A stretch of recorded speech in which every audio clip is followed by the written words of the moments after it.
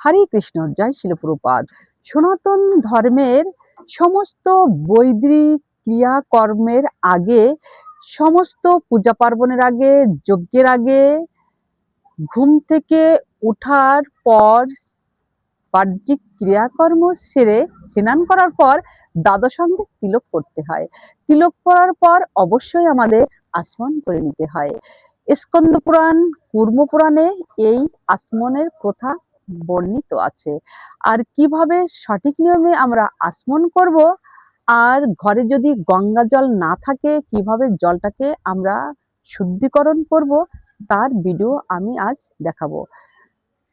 পূর্বপুরাণে উল্লেখ আছে, আমরা যখন আচমন করব, মাতাজিদের চুল ছেড়ে কখনো আচমন করা যাবে না। প্রভুদের শিখা থাকলে সেই শিখা অবশ্যই বেঁধে আচমন করতে হয়। আমাদের ভগবানের ভোরবেলা জাগানোর পর অর্চন করার সময়, আরতি করার সময়, যজ্ঞ অনুষ্ঠান করার সময়, বিভিন্ন ধর্মীয় অনুষ্ঠান, পূজা পার্বণের সময় আচমন করতে হয়। তাই আমি কিভাবে আচমন করব সেটা দেখাচ্ছি। আচমন করার সময় অবশ্যই উত্তর দিকে বা পূর্ব দিকে ফিরে আচমন করতে হয়। আমি আজ উত্তর দিকে ফিরে আচমন করা দেখাবো। আচমন করার জন্য আমি একটি পাত্রে পরিষ্কার জল নিয়েছি।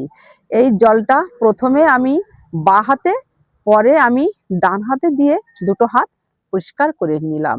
এবার বাঁ হাতে আসমান পাত্র থেকে একটু জল নিয়ে আসমান পাত্রের উপরে ওম অস্ত্রায় ফট বলে ছিটিয়ে দিয়েছি।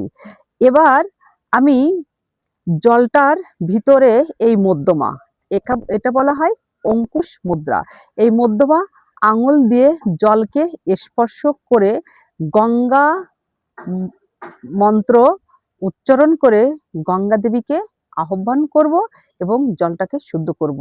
আমি যখন এই জলটা ভিতর মধ্যমা আঙুল স্পর্শ করব, তখন খেয়াল করব যাতে এই জলটার ভিতর এই মধ্যমা আঙুলের যে নখ আছে ওই নখটা যেন স্পর্শ না করে।